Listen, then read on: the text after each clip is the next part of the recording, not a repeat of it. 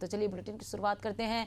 मध्य प्रदेश के भोपाल में ओबीसी को 27% आरक्षण दिलाने के लिए सरकार प्रयास कर रही है। सरकार सभी वर्गों के कल्याण के लिए काम कर रही है और हर वर्ग को बेहतर कर रही है। दरअसल सर्वोच्च न्यायालय में होने वाली सुनवाई के संबंध में सरकार गंभीर प्रयास कर रही है। आपको बता दें कि एक दिन पहले मध्य प्रदेश भवन नई दिल्ली में मध्य प्रदेश शासन के अधिवक्ताओं और ओबीसी महासभा के अधिवक्ताओं की संयुक्त बैठक हुई, जिसमें अधिवक्ता के अतिरिक्त अन्य वरिष्ठ अधिवक्ताओं की नियुक्ति के लिए 2 नामों पर सहमति बनी। बैठक में आगामी सुनवाई के लिए ओबीसी वर्ग के हितों के संरक्षण हेतु चर्चा हुई। ओबीसी हो, जनरल वर्ग का 10% आरक्षण का मामला हो, हर एक वर्ग के लिए बेहतर से बेहतर कर रही है। इसी प्रकार से सेवा पखवाड़ा मनाया जाने वाला है।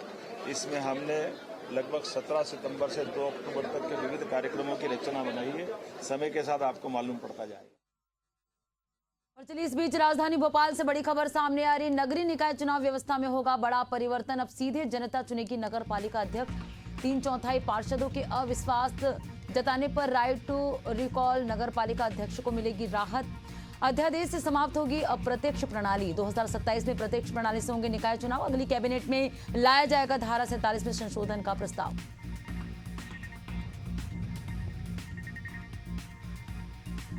राजधानी भोपाल से बड़ी खबर आपको बता रहे हैं। अगली कैबिनेट में लाया जाएगा धारा 47 में संशोधन का प्रस्ताव। नगरीय निकाय चुनाव व्यवस्था में बड़ा परिवर्तन होगा। तो नगरीय निकाय चुनाव में बड़ा परिवर्तन होगा। 3/4 पार्षदों के अविश्वास जताने पर राइट टू रिकॉल नगर पालिका अध्यक्ष को मिलेगी राहत। अध्यादेश से समाप्त होगी 2027 में प्रत्यक्ष प्रणाली से होंगे निकाय चुनाव। तो नगरीय निकाय चुनाव में बड़ा परिवर्तन होगा। अगली कैबिनेट में ये प्रस्ताव लाया जाएगा।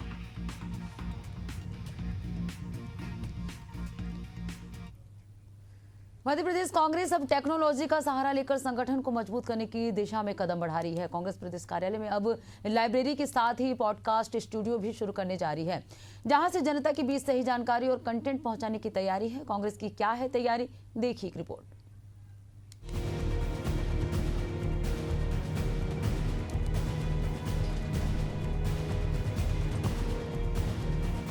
प्रदेश कांग्रेस कार्यालय की पहली मंजिल पर पॉडकास्ट स्टूडियो बनाया जाएगा।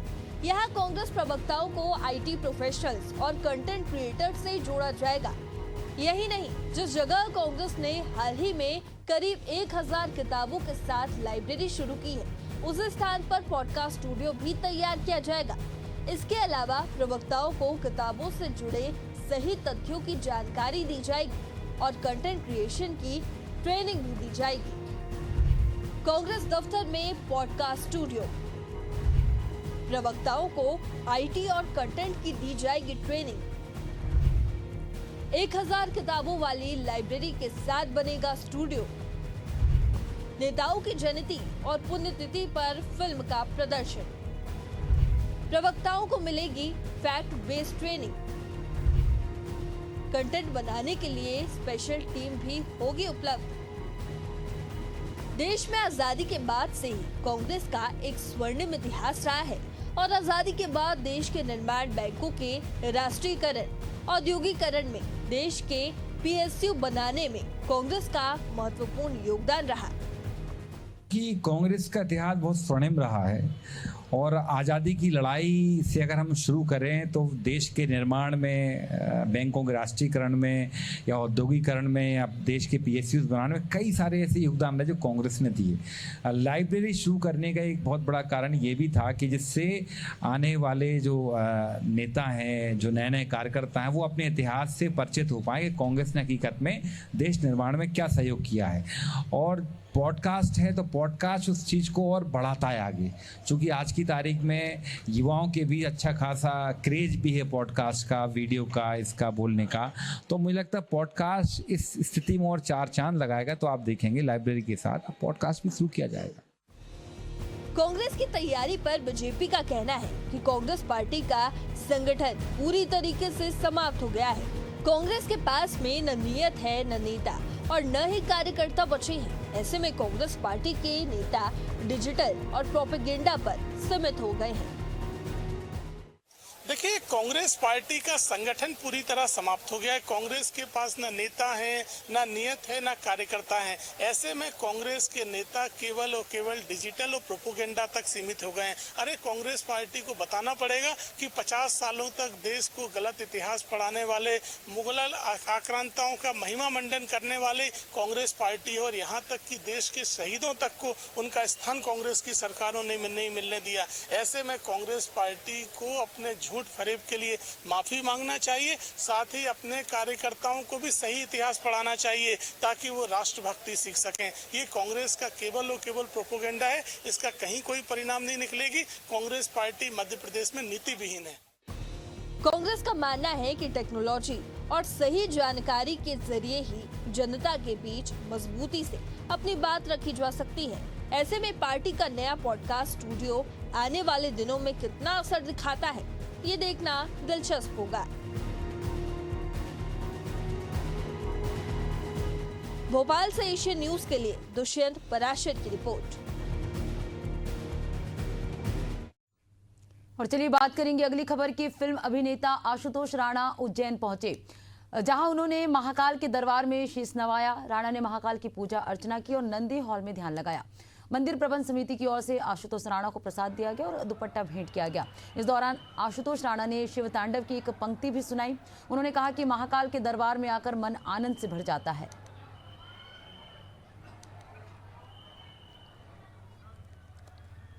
ये जब भी कभी उज्जैन में बाबा महाकाल के पास आना होता है तो मैं सचमुच में आनंद से भर जाता है। और मेरी प्रार्थना है देवाधिदेव महादेव से, जो महाकाल के रूप में यहाँ पे विराजे हुए हैं, मतलब तीनों काल यहाँ पर एक साथ उपस्थित हो जाए, उनको महाकाल कहा जाता है।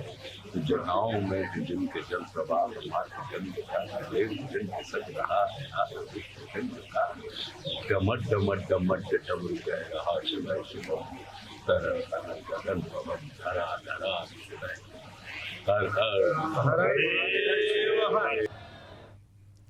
ईद मिलाद उन नबी के मौके पर सागर में कांग्रेस नेता के नेतृत्व में निकाले गए जुलूस में सिर तन से जुदा जैसे भड़काऊ नारे लगाकर शहर की फिजा को बिगाड़ने का षड्यंत्र करने के आरोप में पुलिस ने 3 कांग्रेस नेताओं सहित अन्य लोगों पर एफआईआर दर्ज की है। मामले में पुलिस स्मार्ट सिटी के सीसीटीवी फुटेज खंगाल रही है ताकि अन्य आरोपियों की पहचान भी हो सके।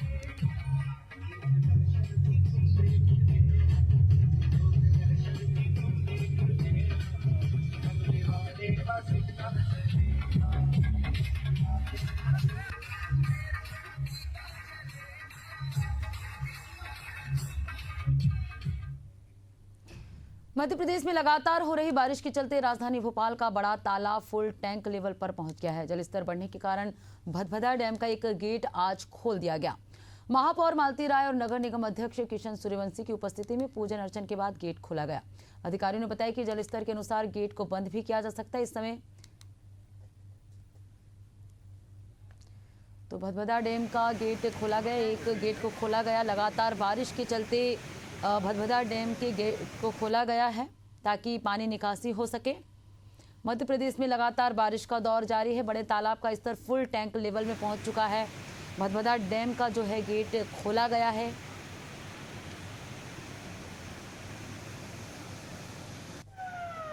तो मध्य प्रदेश में लगातार बारिश का दौर जारी है। भदभदा डैम का गेट, एक गेट को खोला गया है। तमाम जिलों की यही स्थिति है। लगातार भारी बारिश का दौर जारी है। बड़े तालाब का स्तर जो है फुल टैंक लेवल हुआ है। भदभदा डैम का गेट इस दौरान खोला गया।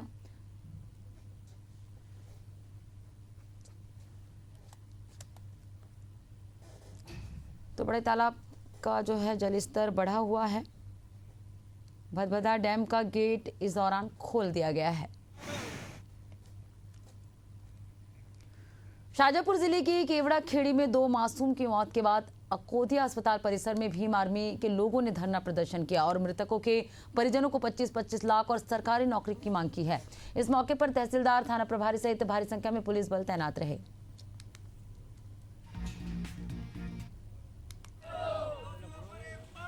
शाजापुर जिले की जनपद पंचायत मोहन बड़ौदा के ग्राम पंचायत केवड़ा खेड़ी में पानी की टंकी के लिए खोदे गए गड्ढों में 2 मासूम की जान के बाद लोगों के द्वारा यहां पर अस्पताल परिसर में उनका पोस्टमार्टम नहीं करने दिया जा रहा है और विरोध प्रदर्शन किया जा रहा है। साथ ही पीड़ित पक्ष का मांग है कि सरकारी नौकरी और अन्य कई मांगों को लेकर यहाँ पर प्रदर्शन किया जा रहा है। ये हमारे साथ में देख सकते हैं आप, ये सारे यहाँ पर विरोध प्रदर्शन कर रहे हैं और हम उनसे चर्चा करते हैं कि किन मांगों को लेकर यहाँ पर प्रदर्शन किया जा रहा है और क्या क्या मांग है। सर बताइए क्या क्या मांग है आपकी और किन मुद्दों को लेकर आप यहाँ पर? आज हम केवड़ाखेड़ी ग्राम के जो पीड़ित परिवार है उनकी विभिन्न मांग लेकर बैठे हैं। मांग हमारी ये है कि दोषी सरपंच, इंजीनियर, ठेकेदार एवं तत्काल एवं एफआर होना चाहिए। मृतक के परिवार को आर्थिक सहायता 25-25 लाख रुपए दिए जाए। मृतक परिजन के सरकारी नौकरी दी जाए। पीड़ित परिवार के प्रधानमंत्री आवास योजना तत्काल दी जाए। भविष्य में ऐसी घटना पूर्ण रूप से जिले में निर्माण स्थलों पर ऐसी घटना दोबारा न घटे, यही मांग लेकर हम पीड़ित परिवार के लिए बैठे। अच्छा, मांग पूरी नहीं होती तो कब तक आप धरने में? अगर हमारी मांग पूरी नहीं होती है तो जब तक हमारी मांग पूरी नहीं होगी तब तक हम इस धरने से उठेंगे नहीं। तो ये थे जो यहाँ पर प्रोटेस्ट कर रहे हैं परिजनों के साथ में, और उनकी मांग है कि 25-25 लाख का मुआवजा दिया जाए। साथ ही प्रधानमंत्री आवास योजना का भी पीड़ित परिजनों को लाभ दिया जाए। साथ ही सरकारी नौकरी की मांग को लेकर यहाँ पर यह प्रदर्शन किया जा रहा है। एसएम न्यूज़ के लिए शाजापुर से संवाददाता किशोरनाथ राजगुरु के साथ कैमरामैन मनोज राजपूत। ग्वालियर के गोविंदपुरी इलाके में रहने वाले रामकुमार शर्मा को अपनी गुमशुदा पत्नी की तलाश है। Ramkumar Sharma tribal welfare department में डिप्टी कमिश्नर पोस्ट से रिटायर्ड अधिकारी हैं।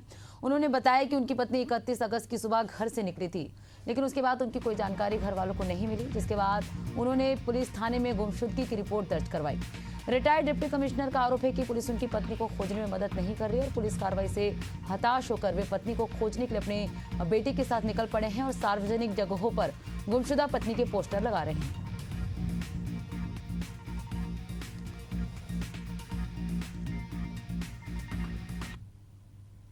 ये थाना यूनिवर्सिटी में एक अनुपम नगर में एक 61 वर्षीय पद्मा शर्मा है, श्रीमती पद्मा शर्मा। ये लगभग 31 तारीख से अपने घर से गायब हुई। इनके परिजनों द्वारा जब थाने पर इसकी गुमशुदगी दर्ज कराई गई है, इस संबंध में पुलिस द्वारा लगातार सोशल मीडिया के माध्यम से, कंट्रोल रूम्स के माध्यम से पोस्टर्स, बैनर्स और जो भी हम लोग सोशल मीडिया के माध्यम से लोगों को बता सकते हैं, इनके फोटो शेयर करके इनके संबंध में जानकारी जुटाने का प्रयास किया जा रहा है।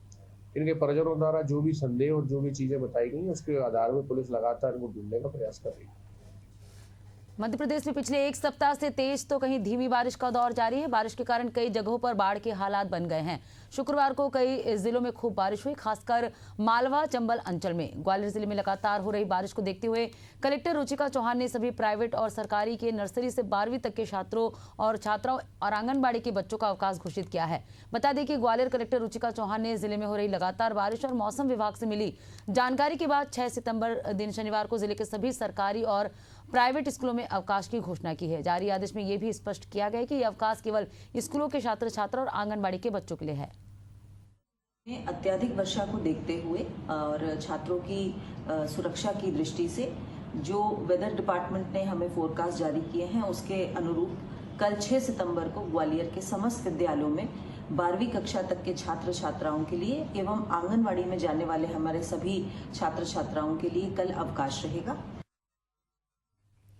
और चलिए इस बीच राजधानी भोपाल से बड़ी खबर सामने आ रही है। अनंत चतुर्दशी है, आज निकलेगा चल समारोह। जोन स्तर पर 33 जगहों पर विसर्जन कुंड बनाए गए हैं। घाटों पर क्रेन और पोकलेन मशीन की व्यवस्था की गई है। बड़ी मूर्तियां प्रेमपुरा घाट, कमलापति घाट में विसर्जित होंगे गणेश। घटलापुरा घाट, हताईखेड़ा डैम में भी विसर्जन होगा।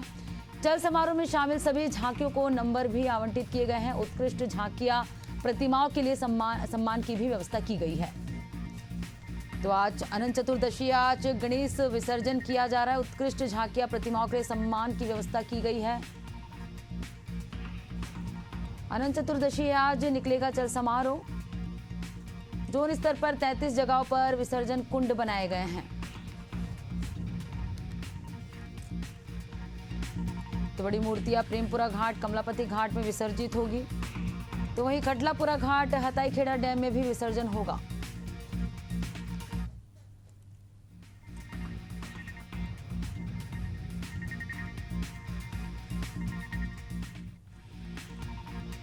तो आज अनंत चतुर्दशी है और चल समारोह का आयोजन किया गया है। भोपाल से खबर आपको बता रहे हैं। जोन स्तर पर 33 जगहों पर विसर्जन कुंड बनाए गए हैं।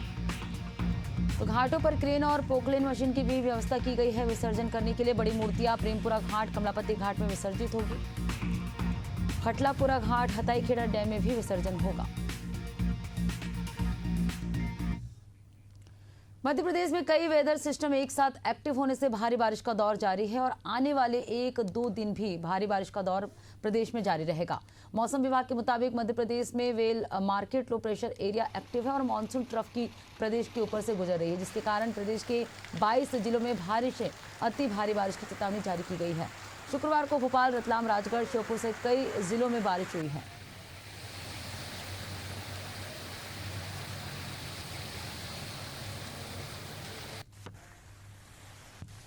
वार्ड नंबर 3 की ये हालत है।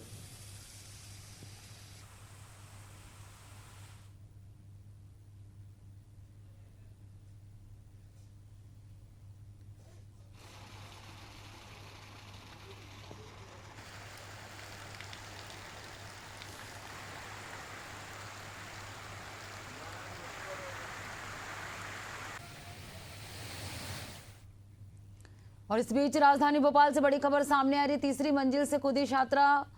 भेल की निजी स्कूल में पढ़ती है छात्रा, 8वीं कक्षा में पढ़ती है छात्रा के कूदने की वजह अभी स्पष्ट नहीं हो पाया है। छात्रा का निजी अस्पताल में इलाज चल रहा है।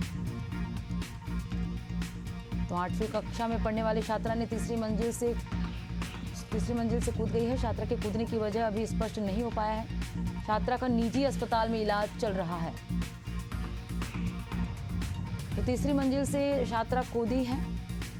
भेल की निजी स्कूल में पढ़ती है छात्रा, 8वीं कक्षा में पढ़ने वाली है छात्रा का निजी अस्पताल में इलाज चल रहा है। वहीं छात्रा के कूदने की वजह अभी स्पष्ट नहीं है।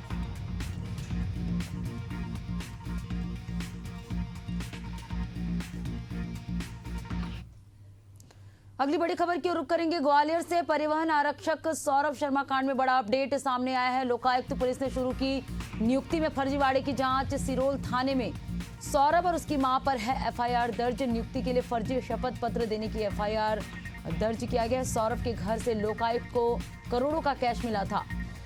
सौरभ के दोस्त की गाड़ी से मिला 54 किलो सोना, 11 करोड़ कैश। तो सौरभ शर्मा मामले में ये बड़ा अपडेट सामने आया है। बड़ा अपडेट आपको बता रहे हैं। सौरभ के दोस्त की गाड़ी से मिला 54 किलो सोना, 11 करोड़ कैश। परिवहन आरक्षक सौरभ शर्मा कांड में ये बड़ा अपडेट आपको दे रहे हैं। लोकायुक्त पुलिस ने शुरू की नियुक्ति में फर्जीवाड़े की जांच। सिरोल थाने में सौरभ और उसकी मां पर एफआईआर भी दर्ज है। सौरभ के घर से लोकायुक्त को मिला था करोड़ों का कैश। सौरभ के दोस्त की गाड़ी से मिला 54 किलो सोना, 11 करोड़ कैश। और चलिए इसमें ज्यादा जानकारी के साथ भूपेंद्र भदौरिया संवाददाता हमारे साथ जुड़ चुके हैं। भूपेंद्र, सौरभ शर्मा मामले में बड़ा अपडेट सामने आया है, आपसे जानना चाहेंगे। जी देखिए, बिल्कुल ये जो परिवहन आरक्षक सौरभ शर्मा है उसमें अब एक नया अपडेट सामने आया है, जिसमें लोकायुक्त पुलिस के द्वारा जो ग्वालियर के सिरोल थाना क्षेत्र है उसमें जो है एक एफआईआर दर्ज कराई गई थी और उसमें कहीं ना कहीं जो साक्ष्य छुपाने की जो है बात कही गई थी और फर्जी तरीके से जो है नौकरी का भी जो शपथ पत्र पेश किया गया था उसको लेकर जो है पूरी शिकायत दर्ज कराई गई थी। और इसमें अब जो है पुलिस जो है पूरे मामले की जांच पड़ताल जो है शुरू कर दी है और जो फाइलें हैं वो कहीं ना कहीं खोलना शुरू कर दिया है। इस तरीके से जो एक आवेदन देकर जो इस तरीके एफआईआर जो दर्ज कराई गई थी सिरोल थाने में, तो उसको लेकर पुलिस अब पूरे मामले की जो है जांच पड़ताल कर रही है। अब कहीं ना कहीं बता दें कि लोकायुक्त पुलिस को जो है सौरभ शर्मा के घर से जो है करोड़ों रुपए कैश भी मिला था उस दौरान, और कई ऐसे जो है तथ्य सामने आए थे जिसमें सौरभ शर्मा ने कहीं ना कहीं फर्जी तरीके से जो है परिवहन विभाग में नौकरी हासिल की थी। जी बिल्कुल भूपेंद्र, आगे पुलिस क्या कार्रवाई करी इस मामले को लेकर? अभी तक क्या क्या जांच पड़ताल हुए हैं पुलिस की ओर से? देखिए, अभी तक जो जिस तरीके से ईओडब्ल्यू लोकायुक्त अलग अलग जो विभागों में जो है इसको लेकर जांच पड़ताल चल रही थी और लोकायुक्त के द्वारा जो है सिरोल थाने में भी जो फर्जी शपथ पत्र पेश करने को लेकर जो शिकायत दर्ज कराई गई थी और एफआईआर दर्ज की गई थी, उसी को लेकर जो है अब इसमें कहीं ना कहीं सौरभ के शर्मा को लेकर जो है जांच पड़ताल शुरू कर दी है। हालांकि अभी इस बारे में किसी का जो है सामने इस तरीके का बयान नहीं आया, लेकिन पुलिस का यही कहना है कि जो है हर बिंदु पर गंभीरता से जो है जांच पड़ताल की जा रही है और जांच पड़ताल में जो भी सामने आया उसी के तहत जो है कड़ी कार्रवाई की जाएगी। जी बिल्कुल भूपेंद्र, हर बिंदु पर जांच पड़ताल की जा रही है, पुलिस की कार्रवाई जारी है। सौरभ शर्मा कांड मामले में जो है ये बड़ा अपडेट सामने आया है। शुक्रिया भूपेंद्र तमाम जानकारी से जुड़ने के लिए।